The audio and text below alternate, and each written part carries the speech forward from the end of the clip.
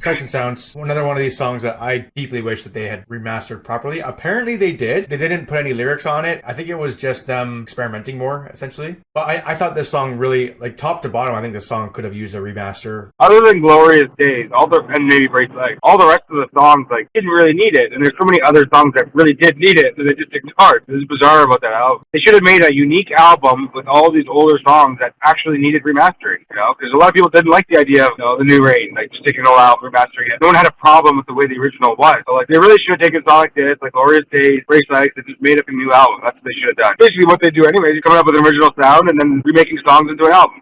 I don't know if it's one of my favorite songs of Born of Osiris, but it's up there. I think this has got to be one of their most underrated songs, especially by them. It's Born of Osiris, Sights and Sounds, When They Were Rosecrans.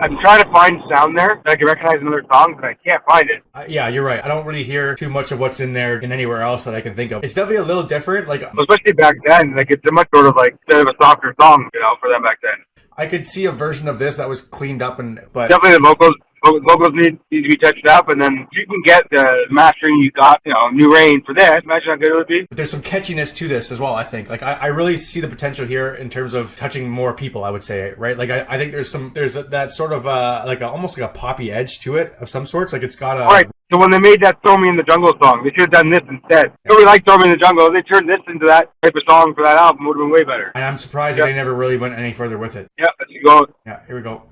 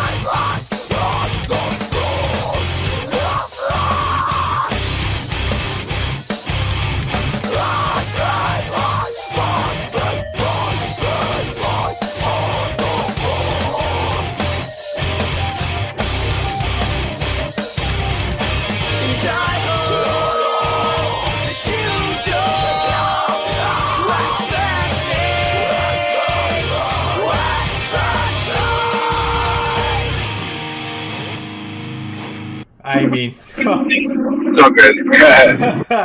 It's crazy that last half of that song didn't end up anywhere. Turn this up more. Yeah, there's so much to that. Look at that Alexis on Fire came into my head there. If Alexis on Fire took that song and they could have made that song themselves. Yeah, like, again, you have that really nice juxtaposition of the vocals, right? Sort of poppy almost feel to it. It's a really nice contrast there that you don't really see that extreme of it usually.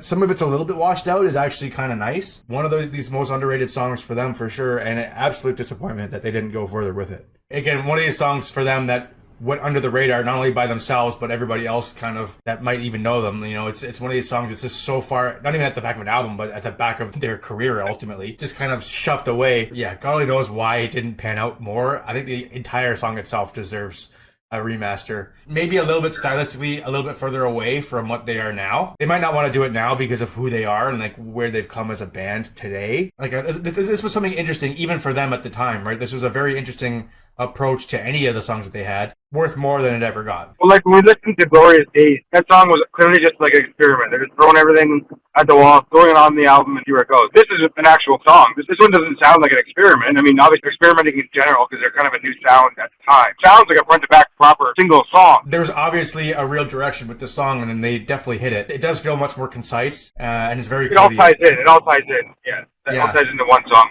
very well. So that's Sights and Sounds. Check it out.